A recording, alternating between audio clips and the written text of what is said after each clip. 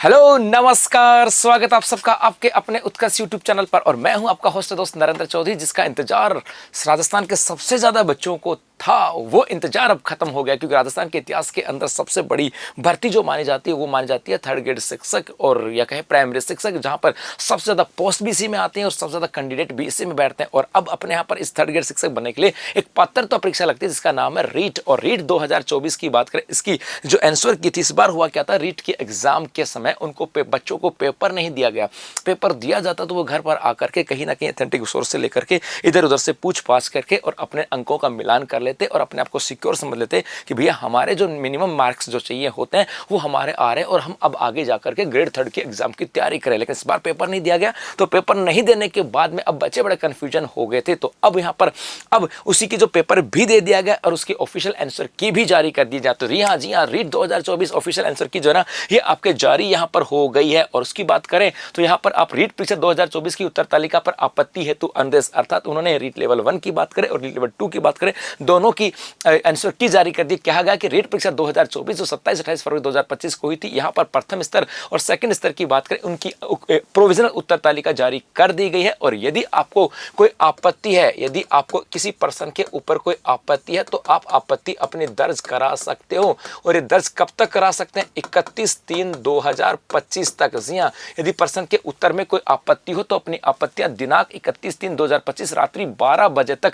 रीट की वेबसाइट पर ऑनलाइन जमा करवा सकते हो। और ऑफलाइन आपत्तियों पे कोई विचार नहीं किया जाएगा, ये आपत्तियां सिर्फ ऑनलाइन होंगी। तो आपके ऑफिशियल आंसर की जारी कर दी गई है। आपको लगे कि सर मैं तो क्वालिफाई नहीं कर पा रहा हूं, लेकिन 1-2% ऐसा था जो गलत मान लिया गया, तो उसकी आपत्ति दर्ज करवा सकते हो। सर्वप्रथम आपको कैसे करना होगा, आपकी रीट की वेबसाइट पे जाना होगा, वहां पर आपको एक लिंक मिलेगा ऑब्जेक्शन ऑन आंसर की। सर्वप्रथम आपको रीट की वेबसाइट पे जाना होगा, वहां पे जाने के बाद आपको एक मिलेगा ऑब्जेक्शन ऑन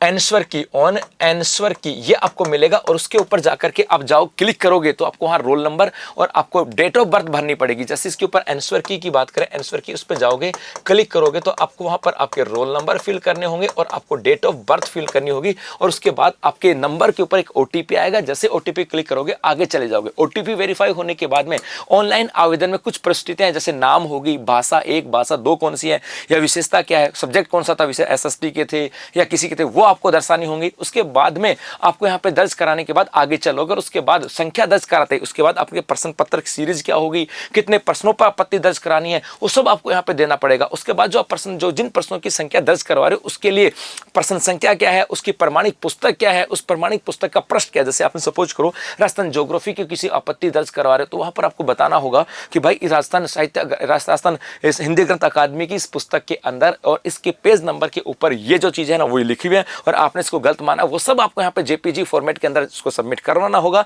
और यदि आप जेपीजी सबमिट में होगा, साफ सुथरा होगा, तो ही माना जाएगा। वह सब आपको पूरी की पूरी प्रक्रिया ऑनलाइन दर्ज करवानी होगी। और यहाँ पर अभ्यर्थी को आपत्ति प्रक्रिया दर्ज कराने पर प्रति पर्सन 300 रुपए का चालान देना होगा। जी हाँ, हर एक पर्सन पे, जैसे सपोज करो आपके 4 पर्सन थे तो आपको 1200 रुपए का चालान जमा करवाना होगा। और चालान का भुगतान भी ऑनलाइन करना होगा और चालान का प्रिंट भी आपको रखना होगा। यदि आपने आपत्ति दर्ज करवा दी, आपने चालान नहीं कटवाया, तो आपकी आपत्ति दर्ज नहीं होगी। इसके अलावा 300 रुपए जमा कराने के बाद ही होगी, 400 रुपए का चालान कटने के बाद ही होगी। चालान जमा होने के बाद आपकी जो भी आपत्तियों का जो प्रिंट वगैरह है वो आपको रखने होगा। इसके अलावा अभ्यर्थियों की बात करें तो आपत्ति के अंदर आप सोचो कि मैं किसी गाइड का नाम दर्ज कर दूं, बिल्कुल मान्य नहीं होगा। आप सोचो कि मैं किसी कोचिंग में पढ़ के गया था, वहां के नोट्स में लिखा हुआ, तो वो बिल्कुल मान्य नहीं होगा। आप सोचो किसी पासबुक में लिखा, बिल्कुल मान्य नहीं होगा। वहां पर आपको प्रमाणित पुस्तक होनी चाहिए, हिंदी ग्रंथ अकादमी हो, आपके आरबीसी हो या एनसीईआरटी हो या किसी दूसरी यूनिवर्सिटी की प्रमाणित पुस्तक हो, या है ना इसके कोई रिपोर्ट वगैरह हो, वही आपके यहाँ पर मान्य होगी। और दोनों स्तर के अभ्यर्थी अपनी परीक्षा स्तर के चयन के पश्चात